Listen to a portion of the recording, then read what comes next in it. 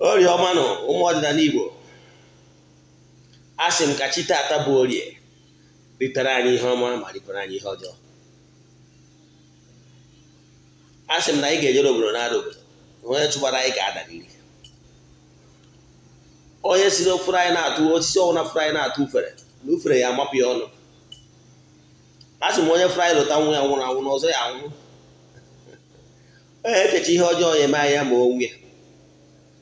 Asị m ihe onye si ihe anyị ji wee dịrị anyị dịgbo onye a na ndụ, onye si ihe anyị ji wee nọrọ anyị nọgbo onye a na ndụ. Asị m ihe ọma na-eme na be ndị ọzọ ya mee na be anyị. Asị m na igbo n'ihu anyị ebute mma, igbo n'azụ na anyị ebute mma, igbo n'aka nri anyị ebute mma, igbo n'aka ekpe ebute mma. Asị m na kakaka ya ma anyị jijiji ya ma anyị. Asị m ihe ọma dị n'elu ya dara anyị n'ala, ọ dị n'ala ya pụoro anyị ome ụwa wee were anya ha wee pịa. Agụrụ m ọfọ si na anyị ga-aka ibe. Agụgụ m ọfọ n'isi ndị enyi m niile and the friends of the temple gochituburu na temple na ndị anyị na-alụ ọrụ mmụọ dị iche iche. Asị m na anyị ga-adị ka echi na echi adị agwụ agwụ. Ọfọ m na-agụ n'isi my fans and followers all over the world bụ na ihe ọma ga-ebido mebele ụnụ. Asị m let there be course breaking, let there be open doors, let there be upliftment.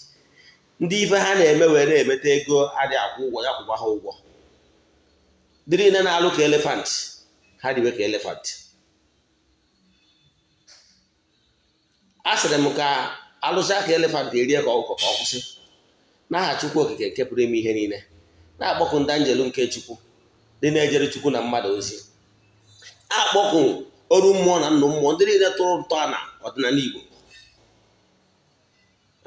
Asịrị m ka ụnụ bịa nọnye, na-akpọkụ entities of powers, elemental beings, ka ụnụ bịa nọnye na nkwụsị nke anyị akụzi n'ụbọchị taa ka chi dị mma wee dị, ka ihe ọhụrụ bido mewekwa n'aha Chukwu okike nke pụrụ ime ihe niile. Kpọkụkwa ndị anjelu nke Chukwu, mmụọ niile, entities of powers ndị na-eri oke na orie. Na-akpọkụ the water elements ka ụnụ gbadata bịakwudo na taa bụ orie ka chi dị mma dị, ka igwe ọma bido gụba n'aha Chukwu okike nke pụrụ ime ihe niile, onye ike niile si n'aka ya bịa. Ise ya gazienụ. N'ụtụtụ taa edegokwa njekọ ọfọ anyị na-agọ nke ọnwa Disemba nke 14 days 14 days ritual. Aja mbuni elu, aja ịpụta ihe, aja imepe ọnụ ụzọ. Ekwugo m na ndị niile na-esonyere anyị na aja anyị bido n'ọnwa Nọvemba na-emekwa n'ọnwa Disemba, na bido taa wee ruo 31 Disemba na o nwere ọtụtụ n'ime fa ga-receive alert nke ga-agbanwe ndụ ha tremendously. Na o nwere ndị ga-enweta alert that will even scare them. Now this time for now till 37 December, some will receive millions of naira because of their effort n'ọrụ aka ha niile. A sị na ọfọ a ngọrọ ya na-acha anyị na-acha, anyị bidoro na 4th December, anyị ga-emechi na 14th. After 14 days egbuo eburu wee chụọ aja mee saraka dị iche iche n'isi ndị a na-achụrụ aja nke onwe ya na ndị na-achụ aja nke igwe na grup. A sịrị m na ihe ha rịba ama ga-ebido mebe, na ihe ọhụrụ ga-ebido mebe, na ihe na-adịghị ekwe omume ga-ebido kwebe omume n'aha Chukwu okike nke pụrụ ime ihe niile. A sịrị m na afọ a na-agọ ga-adịrịrị ile na-ezughị oke nke ndị a na-agọ ọfọ n'isi ha ama eme ka ọfọ a na-agọ n'ụbọchị taa ghara ịbịa na mmezu. A sịrị na ọ bụrụ na aja dị na anagwụ, na ọ bụrụ na aja dị na ana agwụrọ, na ọfọ a na-agọ n'isi fa ama akwụsị ịdị ile. Nsị ọ bụrụ na azụ niile dị na mmiri na mmiri niile atara azụ niile dị na mmiri nwụsịa, na ọfọ a na-agọ n'isi ha ama akwụsị ịdị ile n'aha Chukwu okike nke pụrụ ime ihe niile. ise aka m bụkwa onye nke gị Eze-Ana Ugochi tubelu na Oraifite. Abụ m onye isi abụ m onye isi nchụaja na Ugochi tubelu ọdịnala temple. Anyị na-agba afa mmiri emi rụkwazi ọrụ mmụọ dị iche iche. My mission is to help people live better life. Abụkwazi m onye mgbasa ozi ọdịnala Igbo. Asị m nke ihe ọhụrụ bido mebe. Ofu anyị na-agụ n'Ugochi tubelu na temple na onye ọbụla sọrọ okwu na ya bụ temple maọbụ onye ọbụla na-abịawu mana anyị lụrụ ọrụ rụcha ọrụ tie ọfọ na ala n'aha Chukwu Okike nke pụrụ ime ihe niile na onye a ga-enwere onwe ya ihe ọhụrụ ga-ebido mebe. Ise isiokwu m ji wee bịa n'ụbọchị taa bụ ọdịnala Igbo. Gee ntị ọfụma ihe ị kwesịrị ịma gbasara ọdịnala. Ana m ekwu ihe na-ekwusi ike na ọdịnala bụ ụzọ ndụ. Onye nwere deep understanding of how things work n'ọdịnala bụ onye nwere deep understanding of how things work in nature. Maka na ọdịnala bụ laws of nature. The person will live long. Ọ bụrụ na ị bụ onye batara n'ọdịnala ọhụrụ, gee ntị gesie ntị ike. Meseji a nji bịa n'ụbọchị taa asị m bịa kụzie. Early this morning ka a bịa nye m meseji a sị m kụzie taa. Andọ maka ka m ji bịa kụzie taa. Ige ntị gee ntị nke ọma ọbara gị. Maka na ị ga-amụta ihe dị iche na nkụzi nke nji bịa n'ụbọchị taa. O nwere ụfọdụ ihe bụ ihe onye ọdịnala ga-ebu ụzọ malụsie ya ike. Ọ bụrụ na ị ghọtara those prayer mbụ ihe mbụ na mbụ, maka na a na-asị na onye amara abụọ ebe esi wee n'ozu oji Igbo nwere ike bute n'ebe sọrọ ya nọ. And onye abụ challenges. Ọ bụrụ na ị nwere mentor onye na-agbaziri gị olu, ọ bụrụ sọ onye nwụrụ anwụ ka a na-emezi olu, a na-emezikwa onye dị ndụ olu. Ọ bụrụ na anyị na-eso onye ahụ mana ịdị afọ ife dị iche, change another mentor. Yes, it's not cast on stone no ofu mentor ka ị ga na-eso. Change another mentor ma ọ bụrụ na ịdị afọ ihe, because o nwere ike ihe pụtara na ịdị afọ ihe bụ na onye na-eso gị, onye ị na-eso amaghị ụzọ. Follow who know road. Ghọtara ya? Now, nke bụa na o nwere ọnọdụ ọbụla ị nọ taa nwere onye ọbụla ọnyanwa ga-ekwubiri gị okwu ka Chidimma dị. I keep saying it. Mmecha wee maa atụ maka ndị ma nkụzi mana nna like ihe ọmụmatụ ka m nwere ihe ịma wee mara gị atụ ihe na-amaghị. O nwere onye bụ na okwubiere gị okwu egwu ọma agụba. Enwere ike na mmadụ na-abụ nwere ike inwe the same problem. Ofu onye kwubiere unu na-abụ okwu nke ofu onye adị mma nke onye nke ọzọ ga-adị mma. Den otu onye nke anwa nke ya adịrọ mma ka m chọrọ ịgwa okwu taa. Enwere ike ịpụta na nke ya adịrọ mma ọ bụrụ na ọ bụrụ onye bụ onye ga-ekwubiri gị okwu. Agara mba. Keep on searching. Ndị Igbo na-atụ ilu si n'ihe ntị na-ata. Ọ bụrụ na ọ gwụrụ na ntị ama ezi ike. Ndị Igbo na-atụ ilu si na onye ọsọ na-achụ adị agbadebe ganye ma ihe na-achụ ya akwụsịrị ịchụ ya. Ịghọtara ya? So never you give up until ihe ị na-achụ ịchọta ya. Ọ dị nnukwute mkpa. Ịghọtara ya? Esikwa na try kwa n'ebe dị iche iche mana ị nwetabeghị ihe ị na-achọ. Ọ bụrụ na ị nwetabeghị ihe ị na-achọ, keep on searching, you get. O nwere ofu one of my fans ọ sị m na since 2017 ka ya na-cheta nọ, and since 2017 ya na ọ na-agbagharị na-achọ solution to his problem mana na-enwetabeghị. bọsọ ọ chatịrị m ọsị m na ya afụghị ọtụ ndị mmadụ lụkwa na ọtọrụ dị iche iche mana ihe dị iche adịbeghị, mana na obi ya nabatara m mgbe ya fụrụ m ihe gbasara m na soshal midia na YouTube. Ya wee sị ka ya chatị ya ma obi esi ya na ya nwere okwukwe na ọ bụrụ na alụ ọrụ ya ọrụ na Chidimma ga-adị adị. Nke bụ eziokwu na m lụrụ ya ọrụ bido ụbọchị ya mụrụ ya kpachara nkata na bido fụwa chenjis mgbasịara ya afọ alụwa ọrụ dị n'ụzọ ya chenjis na-adị na ya anọghị obodo oyibo for years, mana kịta adịsi ya na ya ga-abata ka ọ bịa gba ụkwụ na tempụl ka ikuku ụmụ mmụọ nọ na tempụl ka o kwụsịa. Ghọtara ya? So don't give up. Never you giving up. Giving up is a coward act. One thing that is too common among the successful people is never give up. I keep saying it.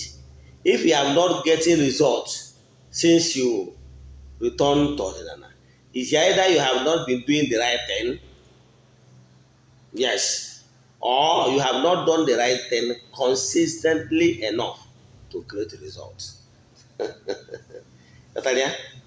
Now, n'isiokwu nke anyị wee bịa wụ ọdịnala bụ ụzọ ndụ. Na difference between ọdịnala na other religion. Ọdịnala wụ a mystery on its own. I will lay some emphasis with other religion. That is ordinary versus other religions. Religion niile dị n'ụwa nwere founder. Mana ọdịnala enwere founder. Ana m achọ ịkọwara ihe ọdịnala ji wee bụrụ ọgbakọpe ya dị original. Ọdịnala ji bụrụ ọkpụtọrọ ọkpụ. Ọdịnala ji wee karịsịa. Ọdịnala na mmadụ ọbụla adịghị ama aka. O nwere usoro okpukpere ya na ọdịnala na-ama aka. Maka na ọdịnala was never formulated by any human. Ọ Chukwu okike nke pụrụ ime ihe niile nyere ntụziaka ndị njelu nke Chukwu wee formulate ya ọdịnala. Aṅụ na ngwụra nkwụ na-abịa mma akọwa ya ka ọ ga-esi doro anya. Ka m bidogoro na other world religion.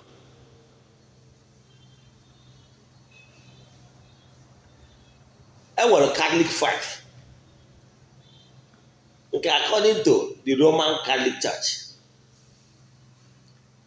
according to the theologians of the church, and according to the church documents, the claim was that Catholic was established in the year 33 AD, after death of Christ, meaning they have earthly founder.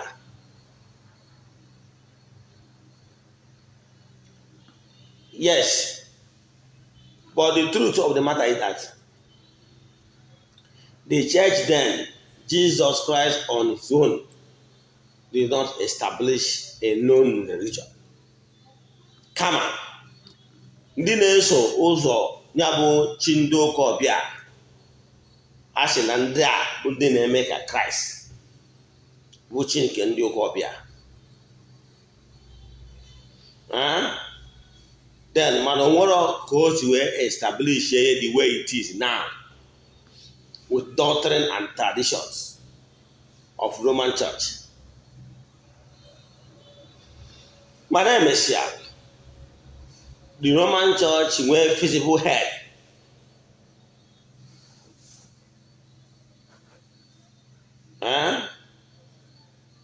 Then and nwee isi ọnọdụ ha na Basilica nke dị na Rome.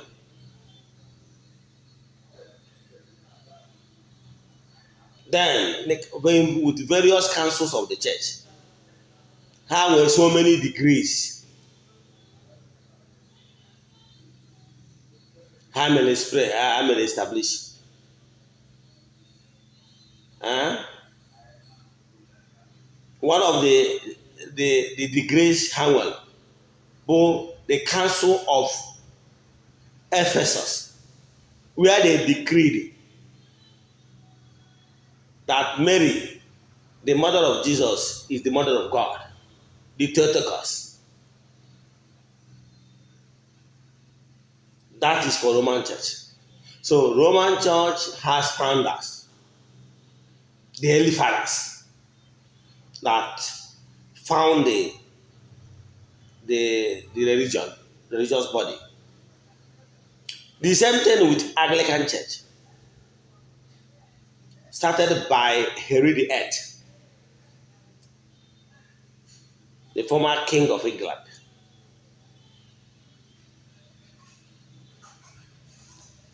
And supported by Martin Luther, that formed the Lutheran Church when region of Hannah, Germany. All those early religious body, again, but they were factions. The Roman Church called them Protestant because in their Anglican, they believe that they protest against the Holy Church as Catholic. And were confrontation. Then they go protest against some traditions and doctrines of Roman Church. Only give birth to multiple religions body under Christianity. Then in Nigeria, I think there were hundreds of them.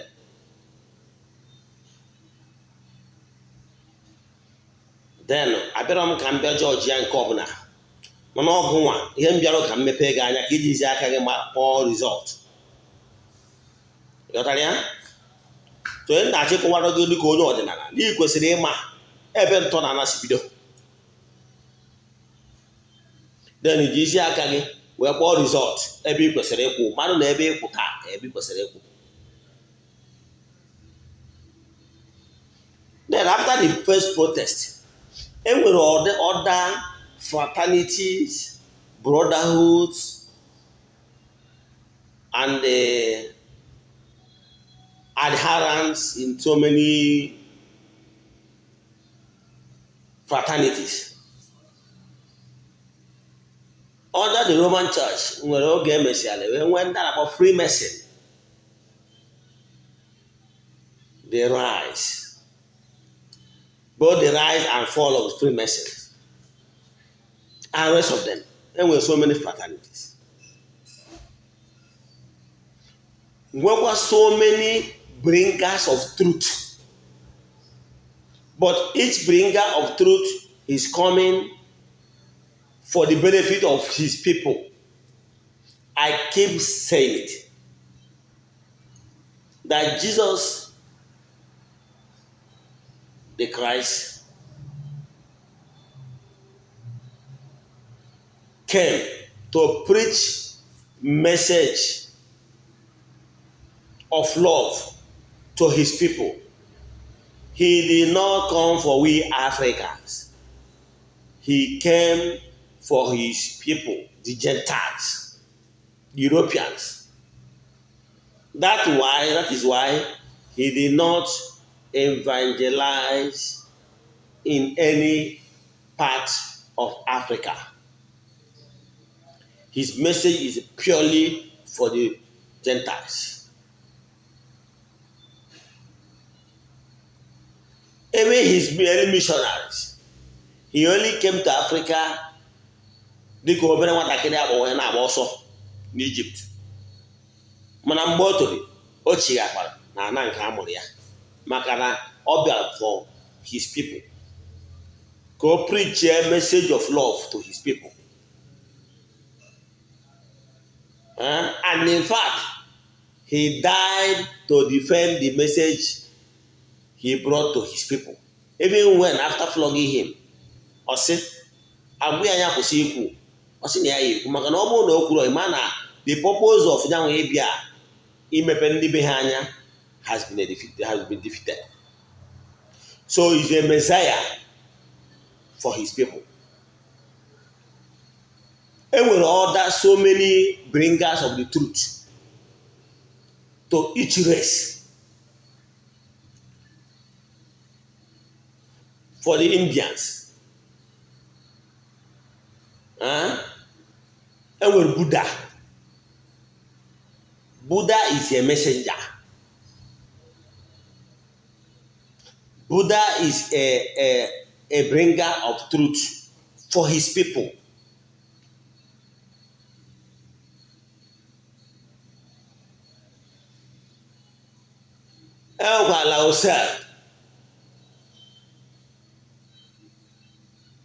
Onye nke bịa na China to bring the message of hope and salvation to the people of China.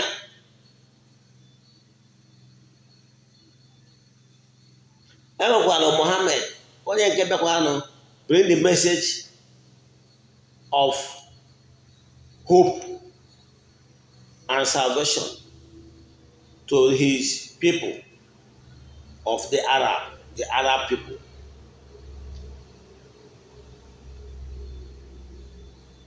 Enwekwara bringers of truth and messages that came across all the globe.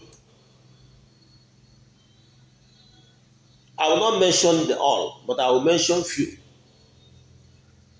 During the German Axis and Austria, another person rose with the name Abroshain. Abroshain is a messenger of the truth for his own people, the Germans. That's an original write-up of his messages was written in German. Till today, for you to have in-depth knowledge of Abroshain messages, it's better you read it in German language if you are hearing German. Because there is so much of distortion trying to interpret to other languages, like English language. The same thing happened even to all the bringers of truth. By the time you want to interpret the person's message to the general language, English, the distortion must set in. You will start seeing the intellect trying to explain what the messenger, the bringer of the message, has in mind. Therefore, distortion and human intellect and the explanation will set in, thereby watering the real and genuine meaning. Muhammad is a bringer of truth for his people. There are so many bringers of truth all over the world. Don't forget. And other many bringer of truth. This Abroshain wrote a lot of books called The Grail Message. He talked more of the grace. Abroshain teach his people, brought the message for his people. After Abroshain, other bringers of the truth to their people. ọkụwakwa so many things ọ kụwara maka enyemaka ndị be ha. Enwekwa the message onye nke bụ foundry the Mahantas. I think the present Mahanta is from United States. He brought the message of the egg master. He is the living egg master now, the Mahanta. Now, in that regard, enwere other messengers. Bịakwanụ okuzikwa message o kuzi for his people. Onye ga na-agwa maka na the egg way, the way of the spirit, the egg kanka. He brought the message to his people. I don't want to start mentioning so many sects, their founders or their leaders, and their intentions of those leaders, of their leaders, the Mahantas, and their intentions and whatever they are teaching to his people. So those Mahantas have teach his people what they must know, and what they must know in order for them to understand spirituality that the way it concerns them. And spiritual development, spiritual evolution. And with so many of them, I will not start mentioning so many of them. So many of those sects. Some of them are like open court and rest of them. Then, but here you will lay emphasis on those ones for you to understand the word messenger, the bringers of truth. Bible is not the only holy books. There are so many old holy books and so many messages that came from above for their people, for the benefit of their people. What is abnormal in Igbo land might be acceptable in India. And ihe ọbụla obodo bekọtara wee sị na ihe abụọ alụ n'anya Chukwu okike nke pụrụ ime ihe niile n'usoro nghọta na okpukpere ndị nke anyị na onye ọbụla mere ihe na-etu a, let the person be anathema, eti ọfụnala, ọ bụrụ ọdịnala. Example, ihe ọmụmatụ n'ọdịnala Igbo, nwanne ama anụ nata nwanne ya no matter what. Ịghọtara ya? So ihe ndị a niile ekwuru na onye mee ihe ọ bụrụ alụ. Ihe bụ alụ n'ala Igbo nwere ike ma ya bụ na alụ n'okpukpere ndị ọzọ. Ịghọtara ya? Like n'okpukpere ndị ụka anyarị, Paul dere ha okwu wee sị na nwaanyị ga na-egbuchiriri isi ya. And nwaanyị n'okpukpere ndị ụka ọcha ndị anyarị, those Orthodox church, a woman is not allowed to talk in pulpit. A woman is not allowed to be ordained. A woman is not allowed to be a mediator. Ịghọtara ya? Ọ bụrụ ka okpukpere ha na nghọta ha si wee dị. Mana ọdịnala Igbo, a woman can be a mediator to some level. Onye agbata na ọji abụ n'ọdịnala Igbo enwere nwaanyị enwere ike ịkpọ nnukwu nwaanyị. Ha bụzikwa na ụfọdụ n'ime ha na-aza eze nwaanyị, but I prefer to use the word nnukwu nwaanyị. ihe nyi wee chuzuo etu a bụ na Queen Mother erigara m dịka eze nwanyị yafọ o nwere onye mụ na ya ga-esi adapte to my own understanding. To ndị ọzọ niile bụ ndị akpọrọ ọrụ enyere onyinye amara dị iche iche ka ha bụrụ the mediator, ka ha nye aka bụrụ onye nkwudolu n'ọrụ mmụọ dị aṅaa n'etiti mmadụ na mmụọ. Akpọrọ ndị a nnukwu nwanyị dị afọ, mana o nwere ebe ọ na-agba alụlụ ọrụ mmụọ nwaanyị acha n'ụzọ nwoke akwụrụ. Ịghọtara ya?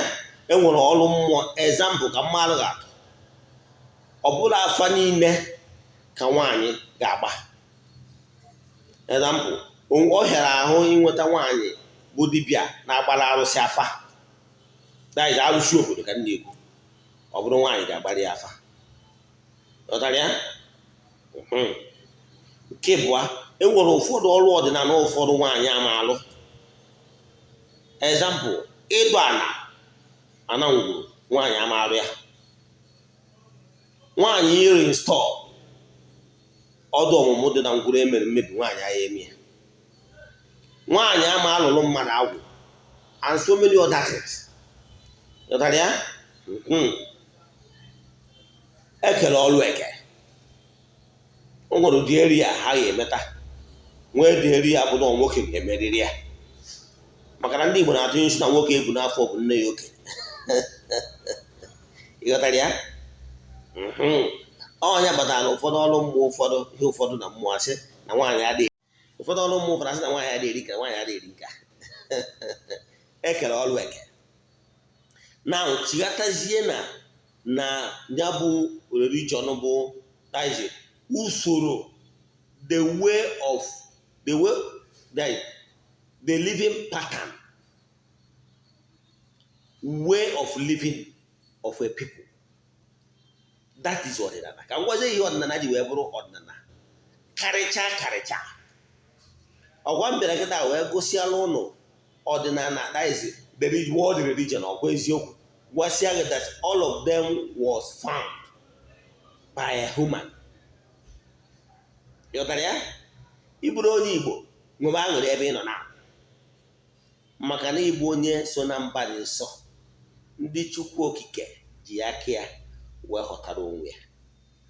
Eziokwu na ndị ụka ọbịa bịa borrow this statement I just made now.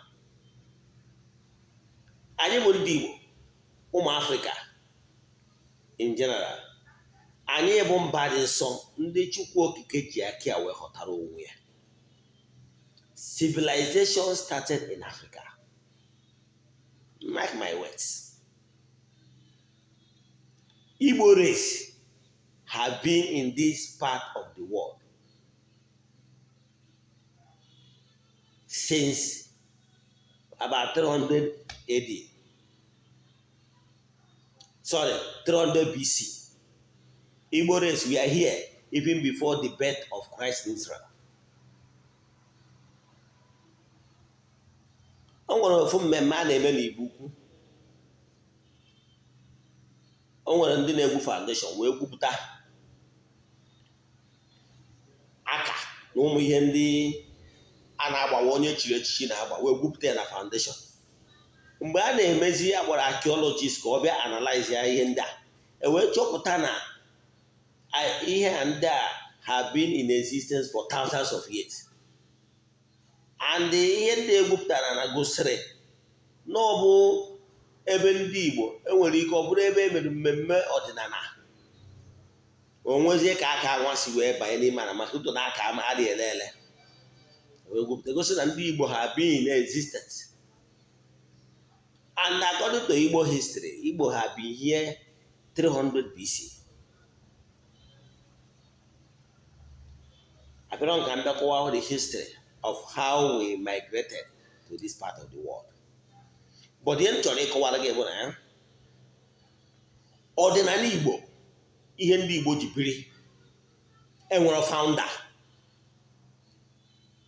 O nwere onye bata nwere ike ịpụta kịta sị na onye nwa bụ the founder of ọdịnala.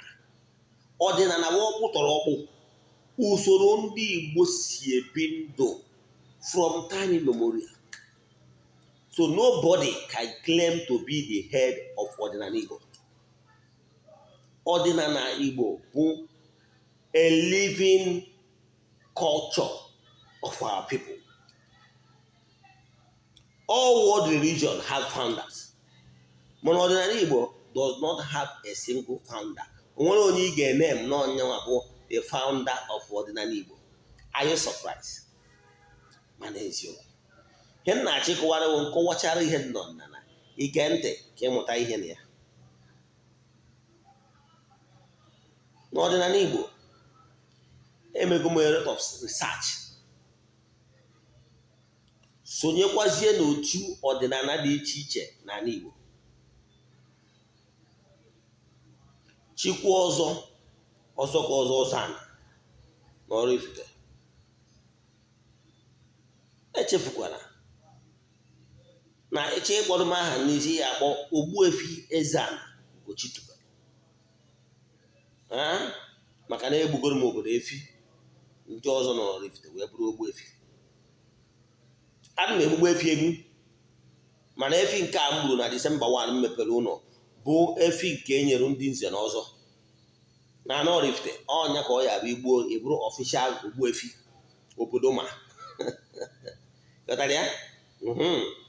So ị chọrọ ịkọwara gị na ya onwere ka a ga-esi na-akpa ihe gbasara ọdịnala Igbo na Oraifite ghara icheta maka Eze-Ana.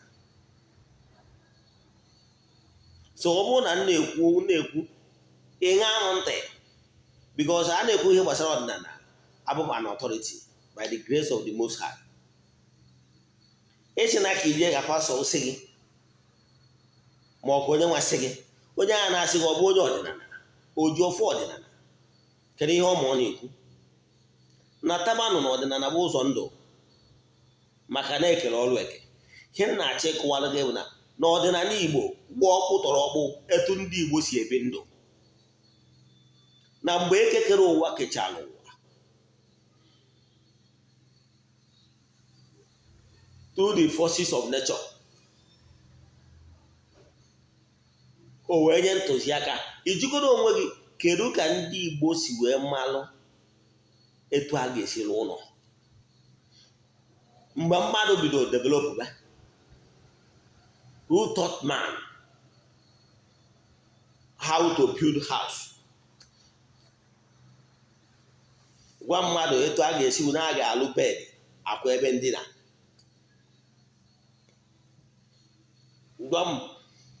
Gwa mmadụ na a ga-alụ windo. Gwa mmadụ na a ga-alụ ọnụ ụzọ. Akpacha ngwuru onwe ihe a na-akpọ mpio ọkụkọ si abata. Kere onye gwara ndị Igbo na-arụcha ya na-aga alụ mpio. Onwere ụbọchị nọkọta chee echiche ihe gbasara ndị a.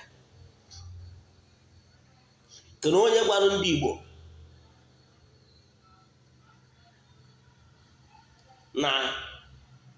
na-aga alụ ụlọ, ka onye gwara ha etu a ga-esi wee rịa, etu a ga-esi make shelter.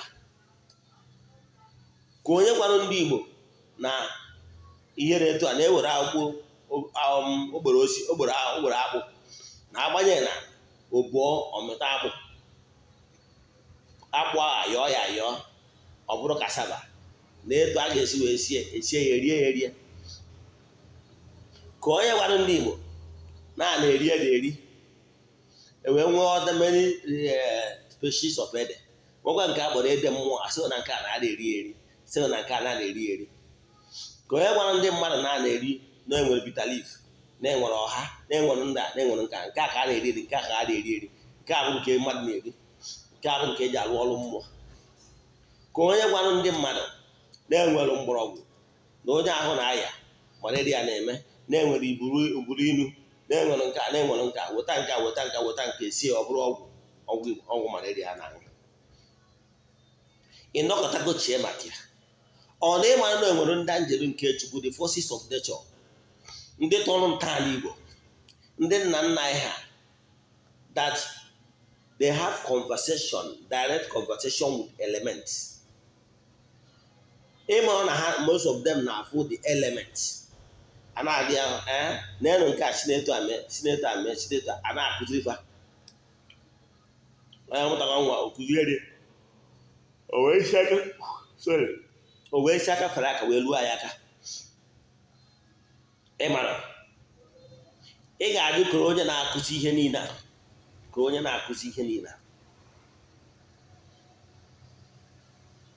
koro onye establishiri n'ọdịnala Igbo.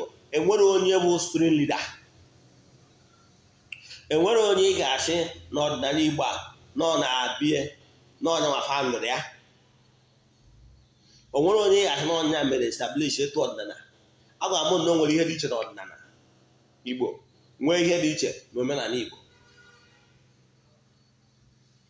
Ọdịnala Igbo bụ ofu, mana omenala ndị dịrị ndị.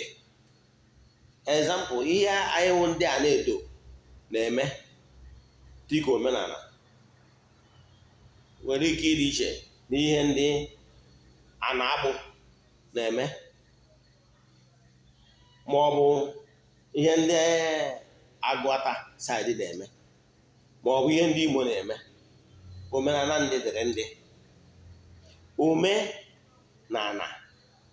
Omenala bụ etu ndị si eme na be ha.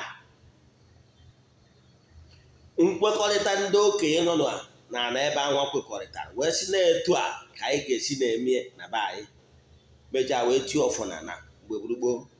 Ọ bụrụ omenala ndị. Ọdịnala Igbo bụ ofu, mana omenala dị iche iche. A sị na mba na-asụ n'onu mana akwa ụkwara ọ bụrụ ofu. Omenala Igbo bụ ofu. Example, ka mmadụ ga-atụ ihe omenala Igbo. Na omenala Igbo bụ na nwoke ga-anụ toru oge ịnụ di ịnụ nwaanyị, ọnụọ nwaanyị, nwaanyị toru oge ịnụ di ọnụọ di. N'ọdịnala Igbo o nwere ihe bụ ọdịnala Igbo bụ nwoke toro oge ịnụ di ịnụ nwaanyị ọnụọ nwaanyị, nwaanyị toro oge ịnụ di ọnụọ di. N'ọdịnala Igbo bụ na nwanne ama anụ nwanne ya. N'ọdịnala Igbo enwere ụmụ mmụọ entities of powers alụkwụsị dị n'obodo ọbụla n'ala Igbo. Ebe ahụ ka a na-esetụrụ some disputes. Ụmụ mmụọ dị iche iche nọ n'obodo dị iche iche bụkwa ndị na-echekwa obodo na-egbo mkpa dị iche iche eji wee wube ha.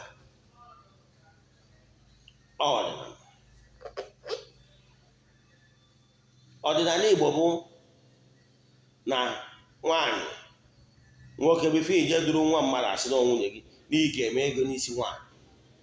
Ọdịnala Igbo. Ben mana abịazie n'omenala obodo ọbụla ka ọ dịsieri ijiji aka ha wee disaịdị ya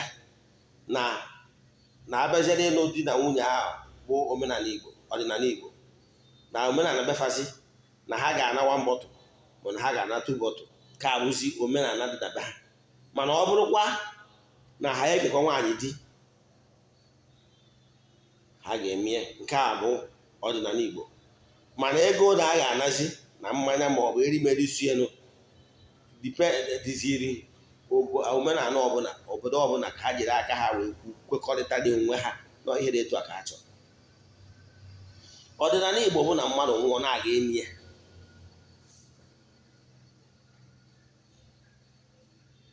And o nwere ụfọdụ ihe dị n'ọdịnala Igbo ọ dịghị ya n'ọdịnala Igbo etu anyị si emie ka esi emie n'ọdịnala Igbo. Nwere ihe dị ọdịnala Igbo pụtara na ji nwere nri nke bụ eze nri bụ ji. Enwekwanụ mgbe n'ọdịnala Igbo mgbe eji ememme icheta celebrate ya bụ eze nri bụ ji. N'ọdịnala Igbo kwetalụ na-enwere elements, na-enwere the early beings mmụọ ndị anjelu nke Chukwu na-arụ ọrụ n'ikuku, na-enwere ndị na-arụ ọrụ n'anyanwụ, the sun, the moon, the stars and rest of them. Ọ ya batara ọdịnala Igbo na ọ bụrụ na onye na-eme ọdịnala ọnwa oge onye ahụ eru ọkpọtuo anyanwụ na-eze elu. Ụfọdụ na-agba ya anyanwụ na-agbara, mana weda ịgbara anyanwụ na-agbara ma ịgbara anyanwụ na-eze elu means something. Ihe o mean bụ they call the gods of the sun, the elements na-arụ ọrụ na anyanwụ, ha gbadata wee ankọ ha n'ụlọ ọrụ gị na be gị. So e nwere ndị na-arụ ọrụ n'ikuku, nwee ndị na-arụ n'anyanwụ, nwee ndị na-arụ ọrụ na mmiri, the water elements. The water element gụnyeziri salamanders, the water sprite, and all the water elements. The same thing na nwere Mother Earth, mmụọ ọdịnala niile. So ọdịnala bụ ihe dị n'ana, ndị na-asọ nsọ ana. Ihe a bụ natural laws that governs the universe. Ọdịnala bụ the 10 commandments ka nkọwazie etu esi ghọta ya. Ndị ụka ọbịa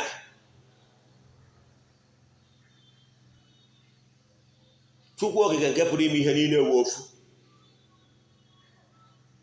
mana na asụsụ ọbụla na agbụrụ ọbụla na-esisi n'usoro nke ha were na-eso na-ekele onye nwe anyị, onye pụrụ ime ihe niile, onye ike niile si n'aka ya bịa, maka na chi nke ukwu a bụ ofu, ike niile si n'aka ya bịa.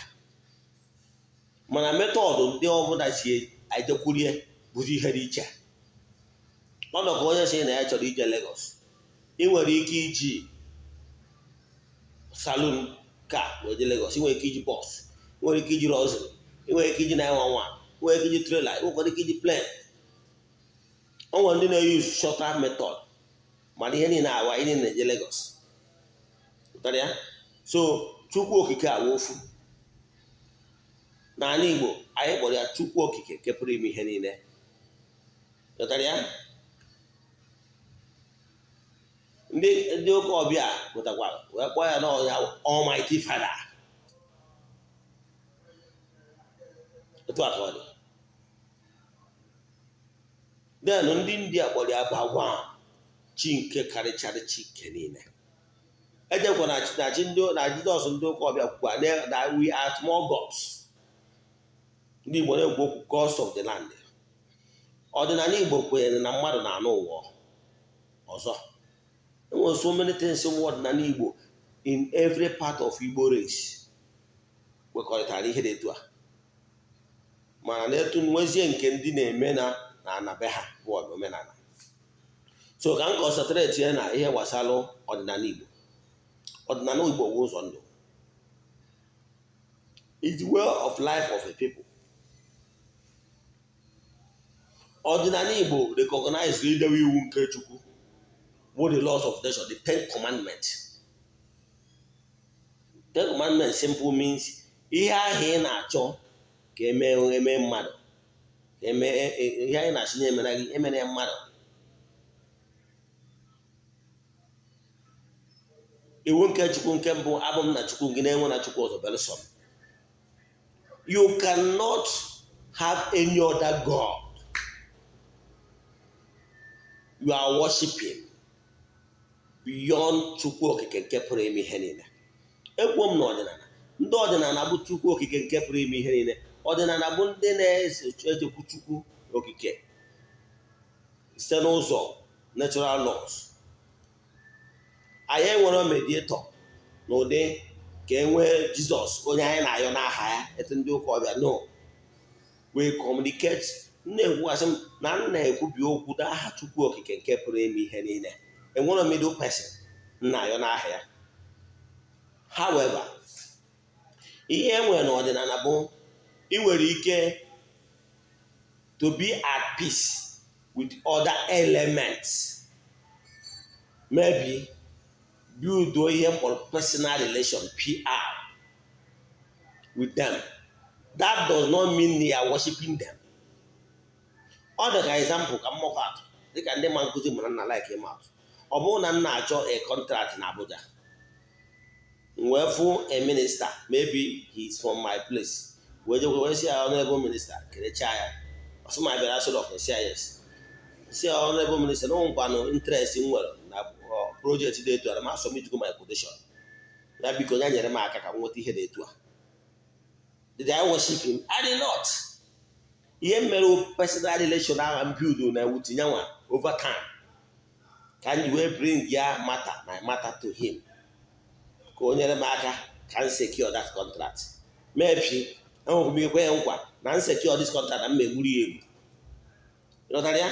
That does not mean na nna worship ya ma ọ na m menye 10%. That does not mean na nna worship ya.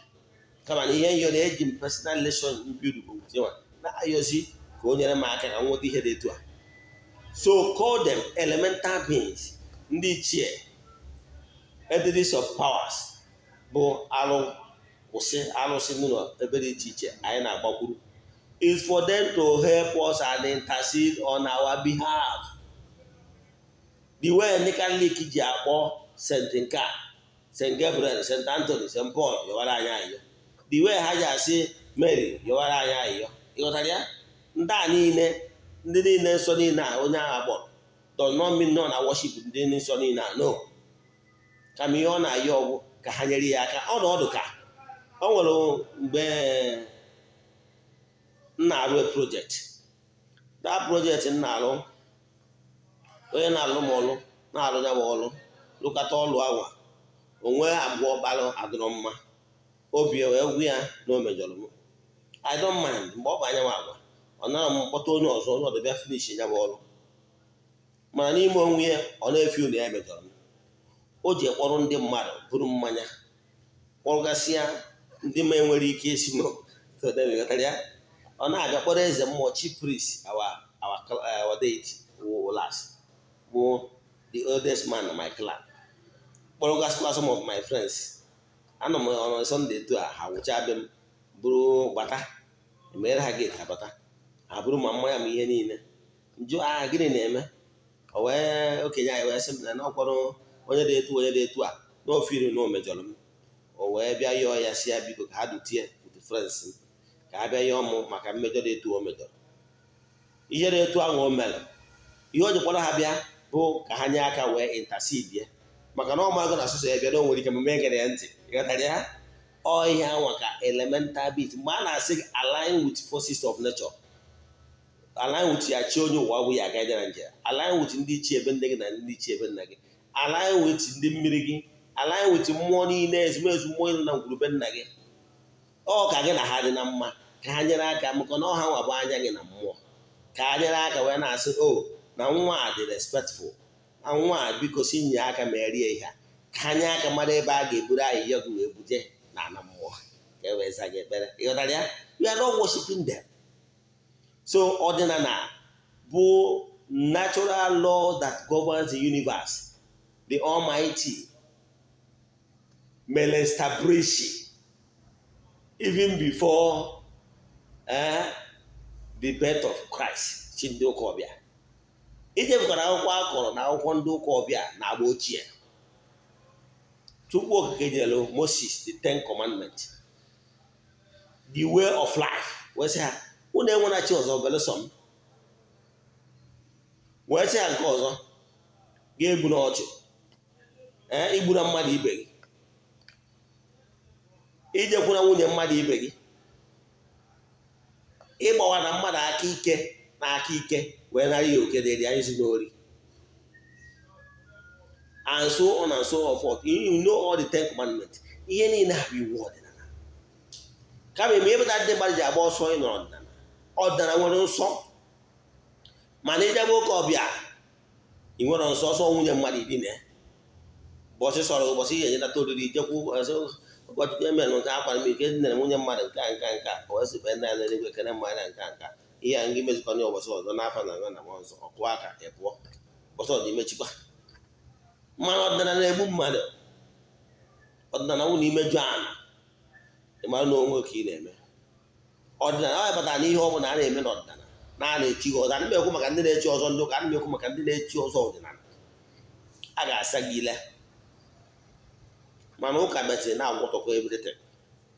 Mana ihe na-achị kụwara gị bụ na ọdịnala is a natural way of worshiping Almighty, keeping the natural laws.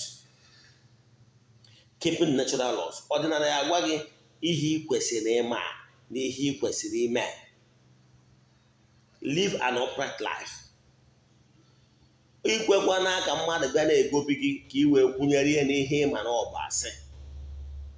Mmadụ enwere ike ịbịara mụnwa bụ ebe mụnwa wee zana ịma na ị na-aja etinye aka na nwanne gị ma ọ bụ na nwanne gị ịchọọ ka ịchụ nwanne gị anọ, ịchọọ ka ịchụfu ụmụ ya ka ịkpakọrọ na ha. Ịma abịa na be m wee zana ka ndị kwadoro uru. Ịma abịa kụrụ m ọkụ abalị ime were ọbịsị m do m na mmanya ma m na-ego ụbọchị ya ka m kwuo n'ọgwụ nwe mmekwu elu maka na m na-asọ ọsọ ana a na-azụ ụkwụ mother earth maka na mma na ihe nwa jikọ n'ụzụ na mma niile jikọ n'ụzụ. The mother earth onye batara ndị ọdịnala a na-aga ụfụ ifu na-agbapụrụ agba ụkwụ ya ka ụkwụ ya na-emetụ n'ala. Ọ batawa n'ụlọ ọrụ gbapụ to absorb the natural powers. Mother earth na mmadụ adịghị ama aka maka na anabụ isi mmụọ. Onye ọbụla na-eche ihe ọjọọ na-eme gị onye nwa ọ dị azụ ụkwụ n'ala. The mother earth ana will judge the person. So ịbụrụ onye ọdịnala nwebe aṅụrị, ịbụrụ onye ọdịnala goribe n'ịnọ na usoro okpukpere nke ndị nna nna anyị ha, nke abụghị nwoke hibere, nke abụrụ nwaanyị hibere. Ọdịnala asịrọ gị bịa mee basa, ọdịnala asịrọ gị tụọ ego wọtait for the founder. Ihe ọdịnala ahụ dịgọnaiziri gị na-awapụ ọjị, na-atụpụ nzu, na-atụpụ nkwụ ọkụ wee nye the forces of nature ndị niile na-ejere Chukwu na mmadụ ozi. Ọsọ ihe a bụ ihe ọdịnala siri gị bịa mee. Ọdịnala bụ ụzọ ndụ. Ọdịnala was never found by any man. That is why n'ọdịnala Igbo nobody will say na onye ahụ founder of ọdịnala. Ọ ihe anyị tokwute ụzọ ndụ anyị tolitere wee fụ na ndị nna nna anyị ha na-eso ya. Mana o wutere m, ọ dị m mwute na ndị ụka ọbịa bịazi bịa rie ndị be anyị erie wee ri mindset ndị be anyị wee hapụzie ọdịnala bụ ụzọ ndụ wee sobezie ụzọ ha nwa. Ka mmadụ wefu atụ gị nwe onye Igbo isi na-agwali na ọdịnala na-echigata azụ. Leta to Romans nke ederie ịma ọrụ ịmụ ihe niile awụ leta edere ede to ndị mba dị iche iche. Example, Paul ga-asị gị na m na-edegara ọnụwụ ndị nke Kraịst ndị nọ na Rome akwụkwọ ozi a ka unu jidekwa okwukwe ahụ ya kụziere ụnụ. Ma ọ bụ sị na ya na-edegara akwụkwọ ozi a to ndị nke Kraịst nọ na Korintia, ma ọ sị na ya na-edegara nke a to ndị nọ na Efesọs. Ịfụ na akwụkwọ ozi niile abụ nke ndị o dere wee degasịa ndị dị iche iche. None of them was addressed to we Igbos. Kedụzi ihe anyị ji wee weta leta edere ndị ọzọ na-awa anyị isi. Ịmakọna ụmụ onye a na-akpọ Robert Etiona.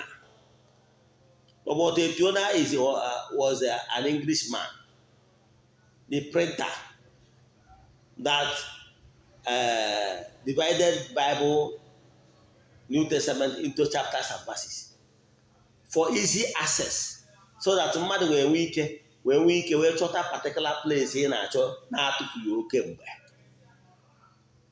Ihe niile a purely letters ederede. Old Testament was in school a na-efold. At the end of the lost book etinyere na mgbe a na-harmonize the Bible the way it is as of today. Kedụzi ihe kpatara akwụkwọ edechala mmadụ nkịtị wee imprimatur ya, mmadụ nkịtị wee harmonize ya nya ka a ga-eji wee bịa na-eri ya eri, nya ka ọ ga-abụ ịkụchazie isi ara agba popcorn, nya ka ọ ga-abụ ịkụchazie iwe were wee bịa na-ama aka n'ọdịnala. iwu nke Chukwu adịgo obi onye ọbụla. Iwu nke Chukwu adịgo n'obi onye ọbụla. O nwere onye ga-apụtasị iwu nke Chukwu adịgo n'obi onye ọbụla. Ọ bụrụ maka ihi na edere ya ede, mana our forefathers ji ọnụ, word of mouth. Nwatakịrị tolite igogoro agba ochie, ị ga-afụ na ndị nna nna ọgwụgwọrọ ndị ụka ọbịa na-eji ọnụ ha wee na-akọwara nwa ha sị ya, nwa m emekwana nke a, nwa m emekwana nke a, word of mouth wee na-agwa nwa gị, don't involve yourself in this, don't involve yourself in that. O nwere nke ọbụla eji abụrụ word of mouth. In olden days, o nwere ihe ndị edere ede na akwụkwọ dị afọ. Ị nwere ike isi na ndị ụka ọbịa maka na ha pụtụrụ nke ha writing na nke ha dị spirit that our own, not true. So chighata n'ọdịnala bụ ụzọ ndụ. Ọ bụrụ na ichighata n'ọdịnala, were eziokwu obi tiwara etiwa na obi gwepịara egwepịa, chighata n'ọdịnala. Ọ bụrụ na ị dị very honest, truly na ichighata n'ọdịnala, ọdịnala abụghị magic, mana ichighata n'ọdịnala dị very honest, ife eziokwu kwuo, ife asị wepụ aka na asị, be very honest at whatever you are doing. Whatever that is your heart desires will be granted to you, as long as you are very honest and always do the needful. I want to give before mechie. Now, why you have not been getting a result of what you are doing is because maybe either one, you are not doing the right thing. Two, maybe you have not done the right thing consistently enough to create good results. Aka m bụkwa onye nke gị, Eze-Ana Ugochitubelu.